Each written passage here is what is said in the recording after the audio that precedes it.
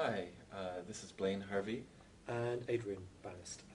And we're with the Institute of Development Studies. IDS has a long history of hosting and developing research communities, online communities for knowledge sharing and for knowledge co-construction. And we're here to talk to you about some of the lessons that we've learned in two particular examples of this in recent years. First example we'd like to draw on is Eldis Communities. For those of you who don't know, Eldis Communities is what we describe as a learning platform for development professionals to come together. And I'll be talking a little bit about the Africa Adapt Network, which is a network on knowledge sharing on climate change adaptation in Africa. Who is part of the Eldis Communities? As I was saying before, Eldis Communities is actually an umbrella of a number of individual groups or communities, around 300 at this time. What we have found in recent months is we have been working for our partners or for internal projects who were seeking to set up spaces to support their aims and objectives that had very particular purposes and that fed into wider processes of co-construction that required very specific kinds of interactions online. And so what we have been learning from that repeated experience is how to devise online experiences that help support those processes. What we end up with is what feel a bit like pop-up groups that emerge out of nowhere with a set of invited participants. They fulfill a certain purpose and then they disappear almost instantly with nothing more perhaps than an archival function going forwards. Do you feel that having these pop-ups in some way helps to build the broader Eldis communities at the same time? Yeah, it's a good question. I think there are two aspects to sustainability in terms of online communities. One is the value that an individual proposition may make for its members. And the other is the experience of participating in and helping to support those spaces. So I don't think it's a contradiction in terms to have a group which is very time-bound in its activity and then finishes, as long as those members leave with a positive experience of that online interaction. So the invited participants to a group remain Eldis Communities members after the group's original purpose is over. And often we find that they are then invited to subsequent spaces which are also of the same flavour. So rather than expecting them to make a long-term commitment to a particular community or group, what they get is the experience of being involved in particular pop-up spaces as they emerge, as well as the opportunity to join as other spaces which are more long-lasting.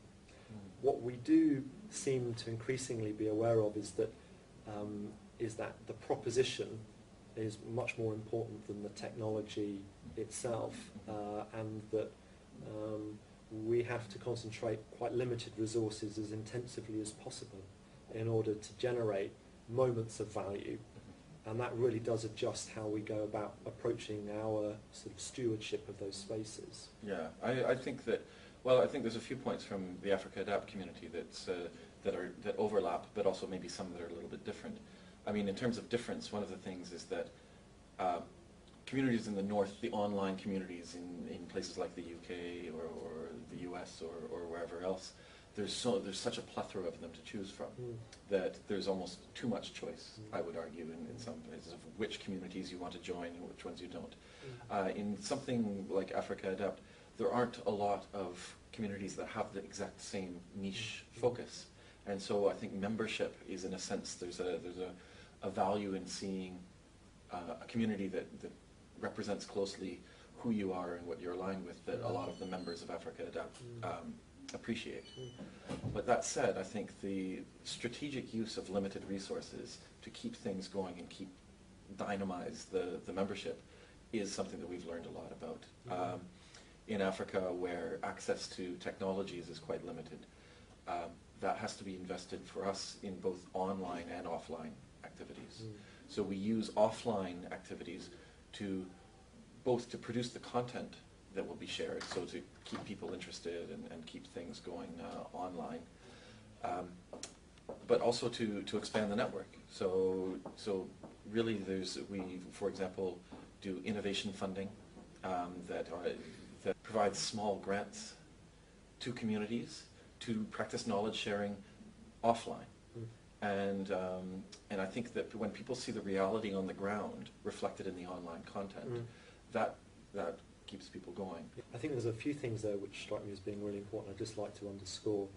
The first one was the comparators, and I think that really does matter in terms of being able to motivate somebody to come into a potentially new space, an additional space to some of their existing commitments, if they want to view it that way.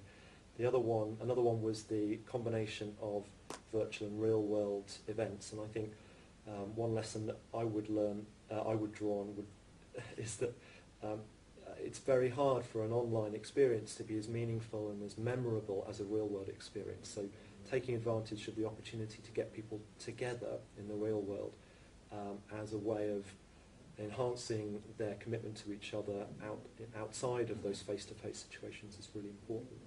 And you mentioned also the purpose and the time-bound elements of this. In our experience over the last few months, we've tended to run quite short-length discussions, possibly as short as 48 hours, as a way, particularly for invited participants who may be perhaps quite high-value individuals, if we want to think of them in a particular way, who may not have a lot of time. Often in that initiative, what we find is if we ask them to put an hour in their diary over a 48-hour period, that is often enough to get commitment. Right. And we find that if the substance of the discussion is good enough, then people tend to spend many more hours than just that one. Right. But it's that initial